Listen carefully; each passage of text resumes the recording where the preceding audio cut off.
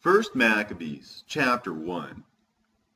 And it happened after that Alexander, son of Philip the Macedonian, who came out of the land of Chittim, had smitten Darius, king of the Persians and Medes, that he reigned in his stead, the first over Greece, and made many wars, and won many strongholds, and slew the kings of the earth, and went through to the ends of the earth, and took spoils of many nations, insomuch that the earth was quiet before him, whereupon he was exalted, and his heart was lifted up.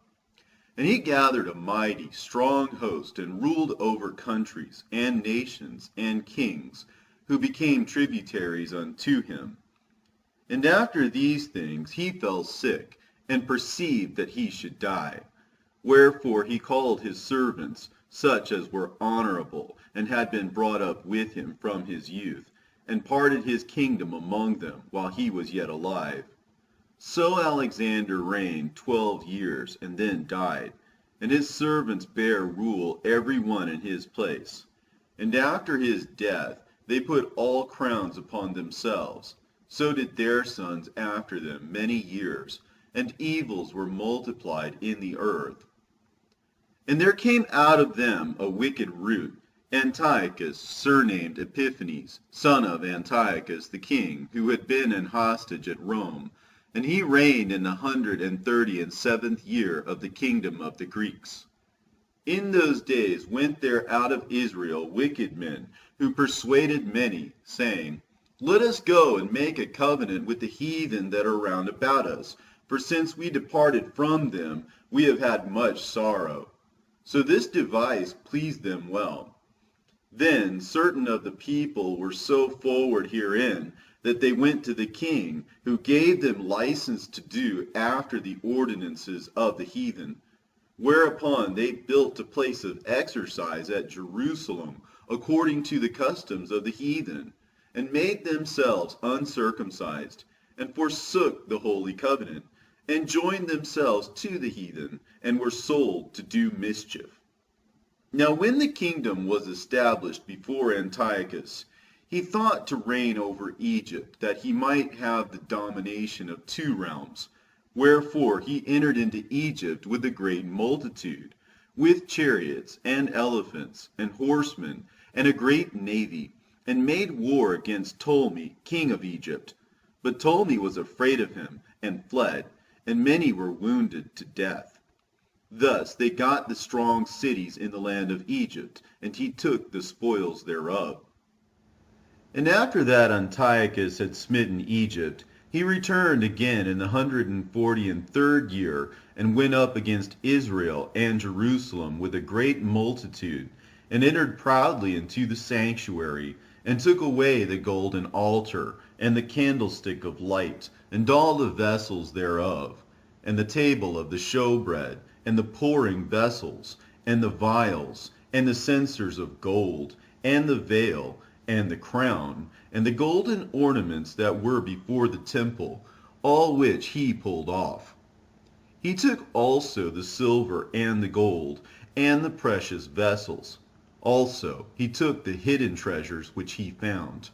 And when he had taken all away, he went into his own land, having made a great massacre, and spoken very proudly. Therefore there was a great mourning in Israel, in every place where they were, so that the princes and elders mourned. The virgins and young men were made feeble, and the beauty of women was changed. Every bridegroom took up lamentation, and she that sat in the marriage chamber was in heaviness. The land was also moved for the inhabitants thereof, and all the house of Jacob was covered with confusion. And after 2 years fully expired, the king sent his chief collector of tribute unto the cities of Judah, who came unto Jerusalem with a great multitude, and spake peaceable words unto them. But all was deceit. For when they had given him credence, he fell suddenly upon the city, and smote it very sore, and destroyed much people of Israel.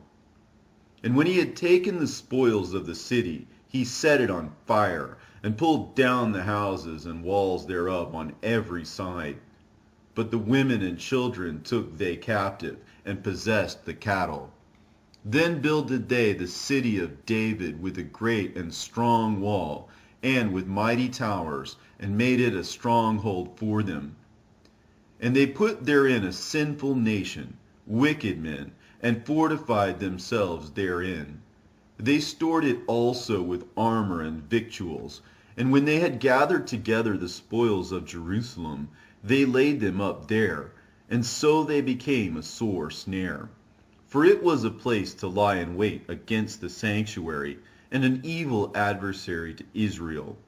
Thus they shed innocent blood on every side of the sanctuary, and defiled it, insomuch that the inhabitants of Jerusalem fled because of them, whereupon the city was made an habitation of strangers, and became strange to those that were born in her, and her own children left her.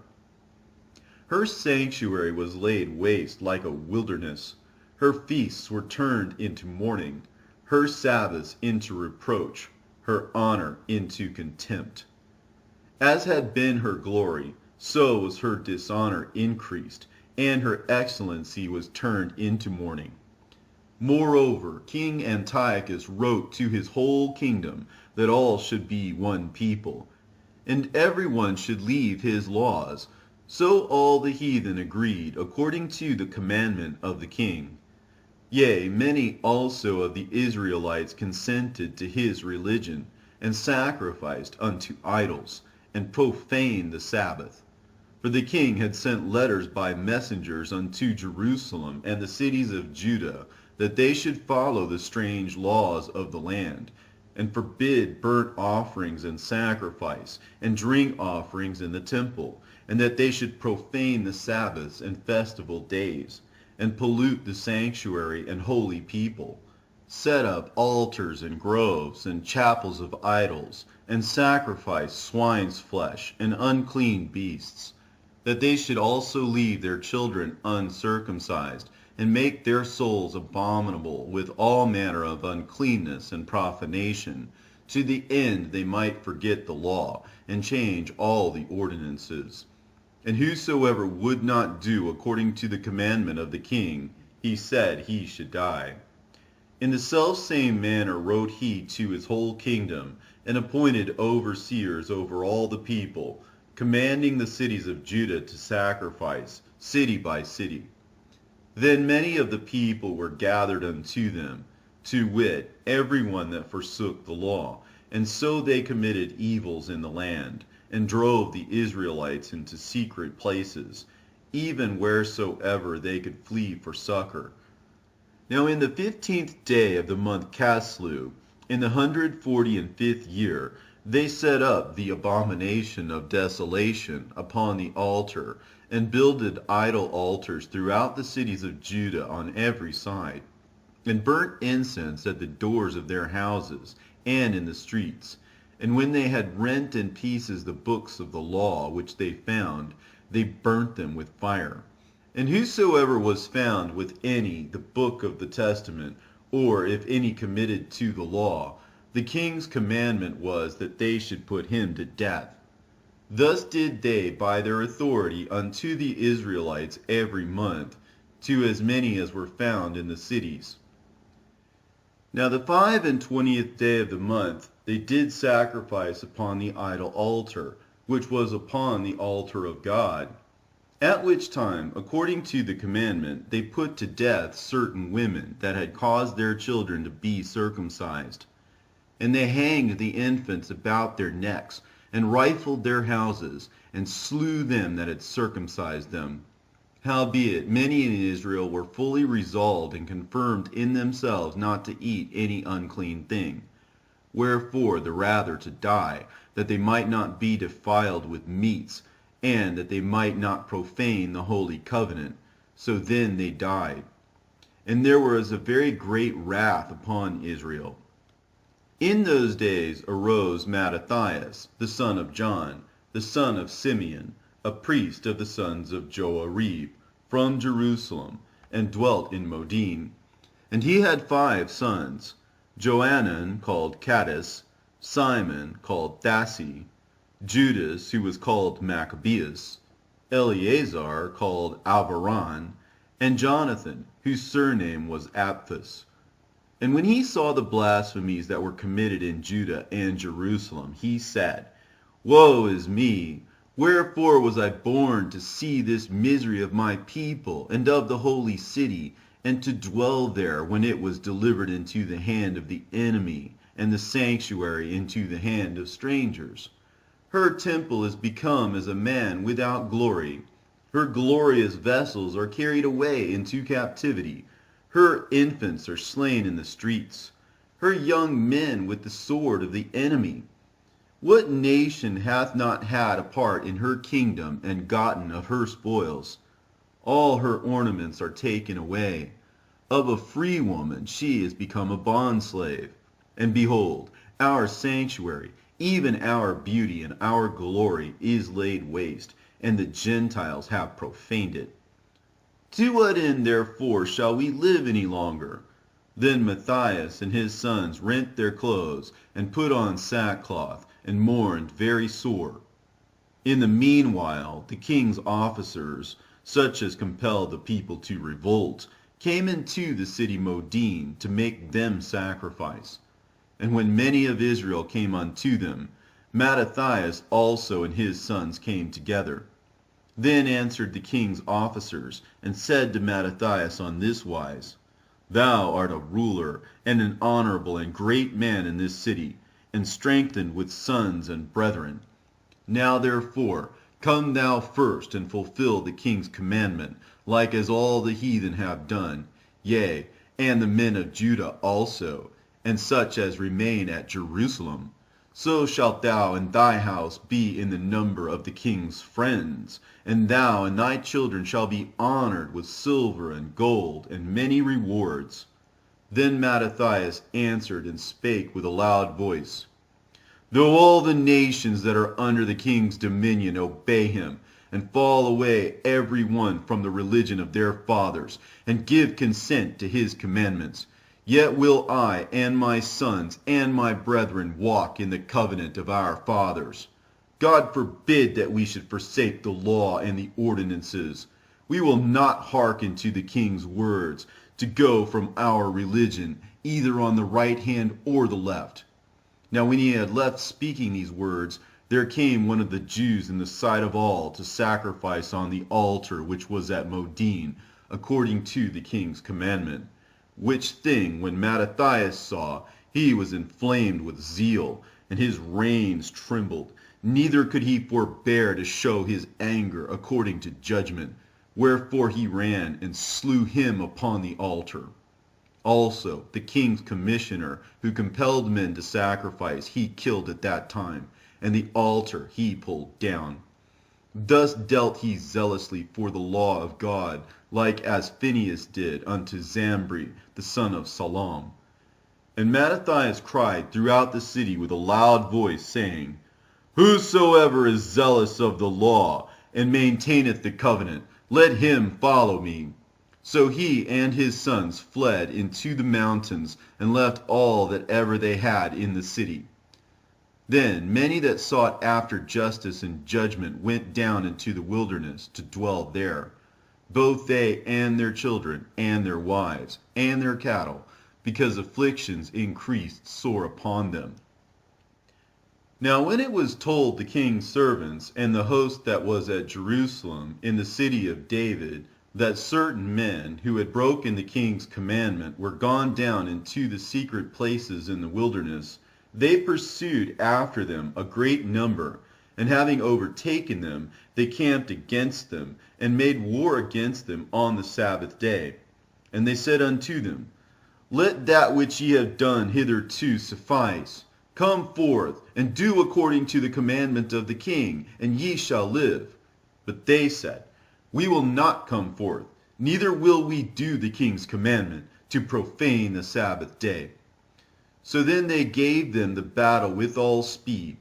Howbeit they answered them not, neither cast they a stone at them, nor stopped the places where they lay hid, but said, Let us die all in our innocency.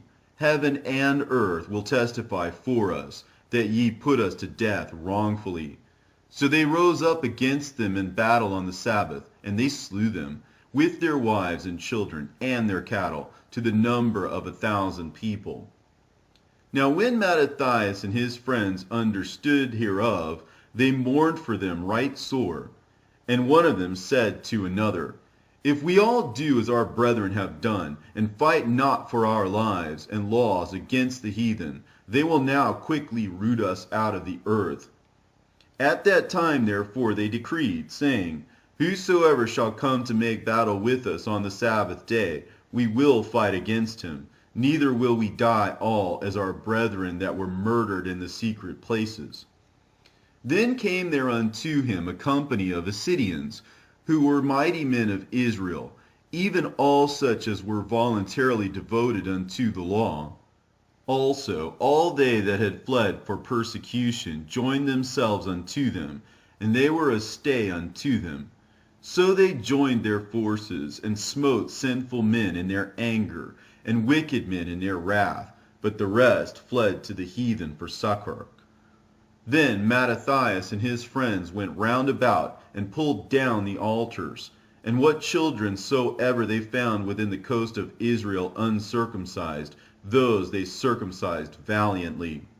They pursued also after the proud men, and the work prospered in their hand. So they recovered the law out of the land of the Gentiles, and out of the hand of kings. Neither suffered they the sinner to triumph. Now when the time drew near that Mattathias should die, he said unto his sons, Now hath pride and rebuke gotten strength, and the time of destruction, and the wrath of indignation. Now therefore, my sons, be ye zealous for the law, and give your lives for the covenant of your fathers. Call to remembrance what acts our fathers did in their time, so shall ye receive great honor and an everlasting name. Was not Abraham found faithful in temptation, and it was imputed unto him for righteousness? Joseph, in the time of his distress, kept the commandment, and was made Lord of Egypt. Phinehas, our father, in being zealous and fervent, obtained the covenant of an everlasting priesthood. Jesus, for fulfilling the word, was made a judge in Israel. Caleb, for bearing witness before the congregation, received the heritage of the land.